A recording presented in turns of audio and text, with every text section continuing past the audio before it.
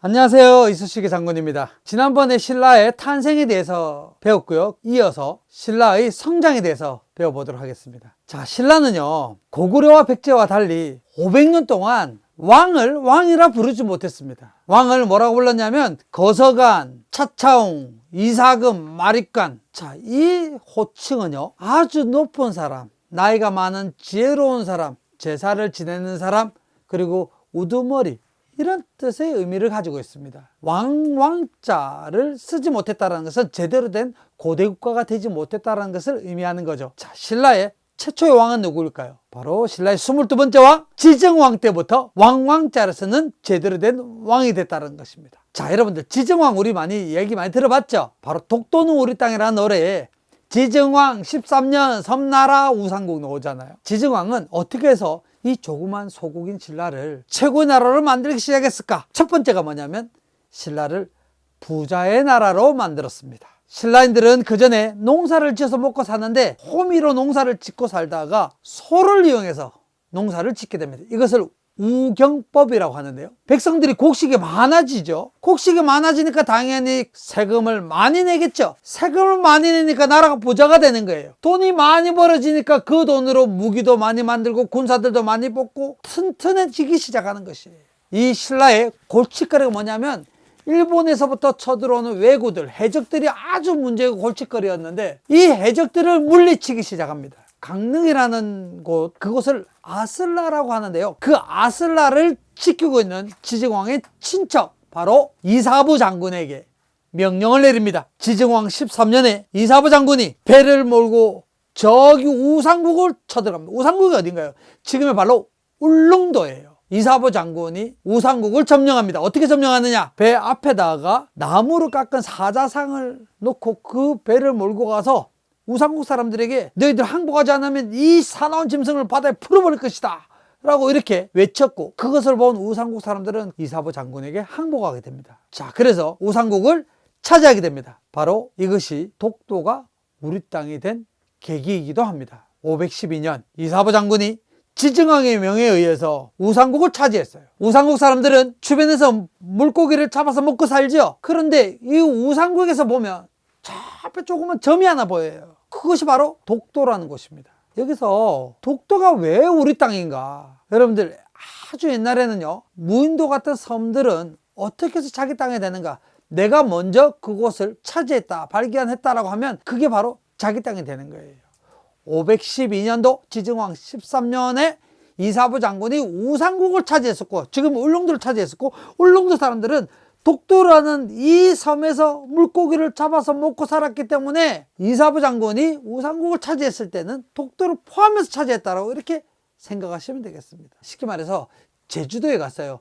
제주도에는 큰 섬이 있지만 주변에 조그만 섬들이 있죠. 그 조그만 섬들이 제주도에 포함되어 있는 것처럼 이 우상국이라는 이 울릉도에 포함되어 있는 섬이 바로 독도라는 것이에요. 왜냐하면 울릉도 사람들은 저 앞에 가서 독도에서 물고기를 잡아서 먹고 살았기 때문이에요. 당시 이 독도를 뭐라고 불렀냐?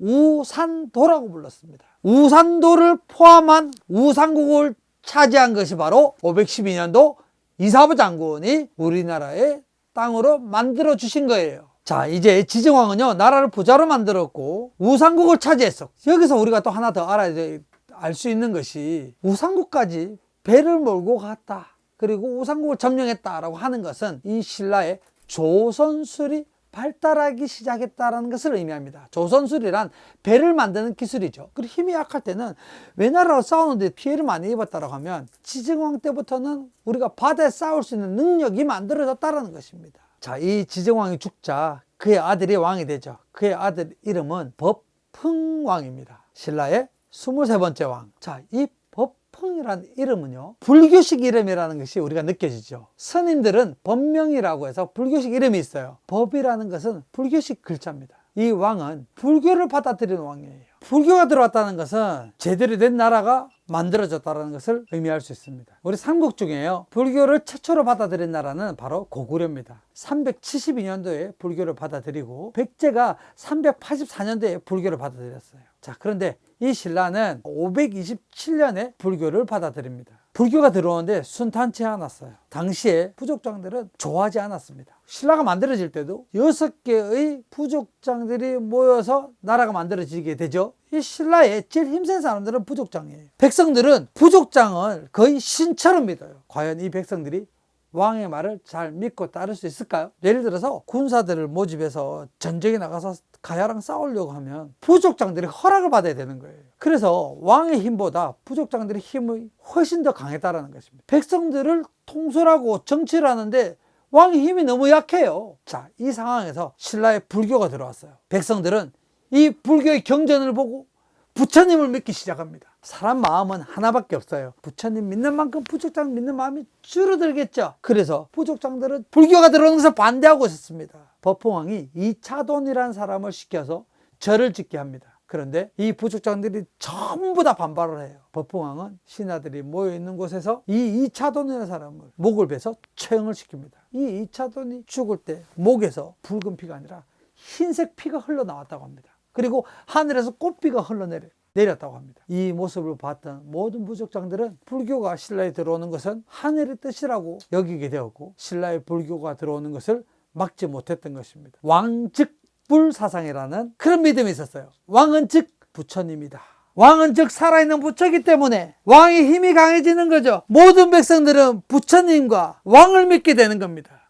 이 말은 왕의 힘을 강하게 만든 거예요. 아버지 지정왕이 빗자루를 만들기 위해서 쌀이 나무를 좋은 것을 많이 가져다 뒀더니 그의 아들 법흥왕이 이 쌀이 나무를 모아서 아주 튼튼하고 강한 빗자루를 만들었어요. 이제 신라가 제대로 깨끗하게 청소를 할 때가 됐습니다. 지정왕의 손자 진흥왕입니다. 신라의 24번째 진흥왕은 한강을 차지했어요. 전성기를 맞이했다는 것은 동시에 한강을 차지했을 때가 전성기예요. 4세기경 이 백제가 전성기였을 때 백제는 한강을 차지하고 있었고, 5세기경 고구려가 전성기였을 때 백제를 몰아내고 한강을 고구려가 차지하고 있었기 때문에 고구려가 제일 전성기를 누리고 있었고, 이제 진흥왕은 한강을 차지합니다. 자, 이 이야기는 어떻게 됐냐면, 이 신라는요 거의 100년 동안 이웃나라 백제와 동맹을 맺고 있었어요. 이 동맹을 신라 할 때 나, 백제 할 때 제, 나제 동맹이라고 합니다. 이 동맹은 어떻게 맺어졌냐?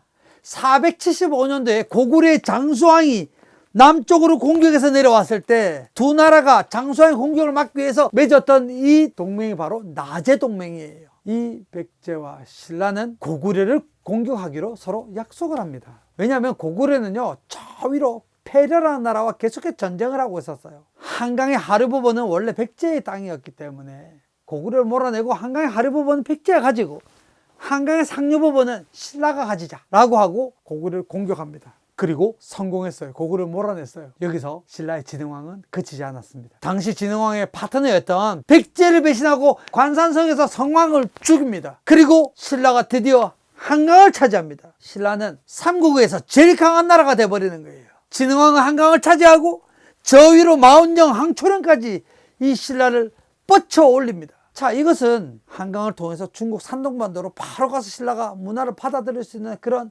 아주 중요한 장소를 차지했다는 그런 의미가 있죠. 문화는 고대 국가 때 중국에서부터 이렇게 들어오게 되는데, 신라는 오랫동안 이 산들에 쌓여 있었던 조그만 소국이었고, 그러다 보니 문화적으로 뒤처졌던 그런 나라였는데, 이 백제를 이용해서 고구려를 몰아내고 한강을 차지했던 신라는 이제 중국으로부터 바로 모든 문화를 받아들일 수 있는 그런 조건을 만들었다는 것이에요. 그리고 이 진흥왕은 한강이 내려다 보이는 북한산에 직접 올라가서 그곳에다가 북한산 순수읍이라는 것을 만들게 됩니다. 이 진흥왕은 그곳에 그치지 않고 저 북쪽으로 뻗어져 나가서 지금의 한경남도까지 차지하게 되는 그런 커다란 업적을 만들게 된 것이에요. 근데 이 진흥왕의 아들은 누굴까요? 진지왕이라는 아들입니다. 다음 왕이 진지왕인데, 진지왕은요 진지하지 못했습니다. 매일 방탕한 생활을 했어요. 자, 이 진지왕은 왕이 된 지 3년밖에 되지 못했는데 왕에서 쫓겨납니다. 진지왕이 물러나고 나서 그 다음 왕이 된 왕은 바로 진평왕이에요. 진흥왕의 큰아들의 아들, 이 진평왕이 왕이 됐습니다.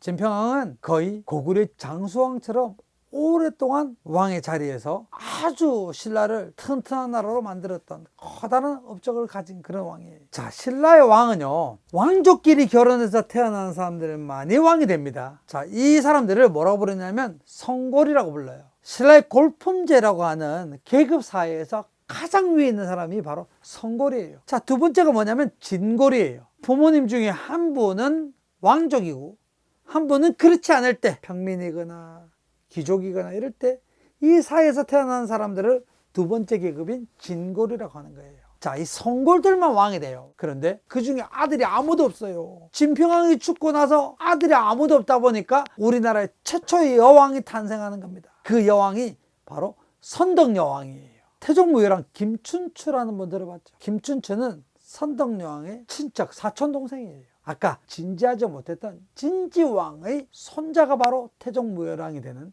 김춘추였어요. 김춘추의 사촌 누나가 바로 선덕여왕이고 선덕여왕이 여자로서 신라의 왕이 됩니다. 그러면 이 왕족이었던 김춘추는 무엇을 했냐? 당시 외무부 장관 정도의 그런 역할을 했던 거예요. 자, 이 선덕여왕이 이끄는 신라는 아주 튼튼한 나라로 이어지게 됩니다. 선덕여왕이 죽고 나서 그 다음 왕이 됐던 사람은 진덕여왕인데요. 또 이때도 성골 중에서 아들이 아무도 없어가지고 여자인데도 불구하고 왕이 됐는데, 이 진덕여왕이 죽고 나서는 이 성골 중에 자식이 아무도 없는 거예요. 그래서 김춘추가 진골로서 드디어 왕이 되는 겁니다. 자, 다음 시간에는 여러분들 잘 알고 있는 화랑도, 그리고 태종무열왕이 되는 김춘추의 매제가 되는 김유신 장군, 뭔가 좀 부족한 김춘추와 뭔가 좀 부족한 이 김유신이 힘을 합쳐서 삼국 통일을 이루는 문무왕에까지 다음 시간에 배워보도록 하겠습니다. 오늘은 아주 조그만 소국에서 지증왕이 나라를 부자로 만들었고, 그의 아들 법봉왕이 왕권을 강화시켰고, 진흥왕은 이 신라가 최고의 전성기를 이룰 수 있도록 한강을 차지했다. 오늘의 주제는 신라의 성장이었습니다. 감사합니다.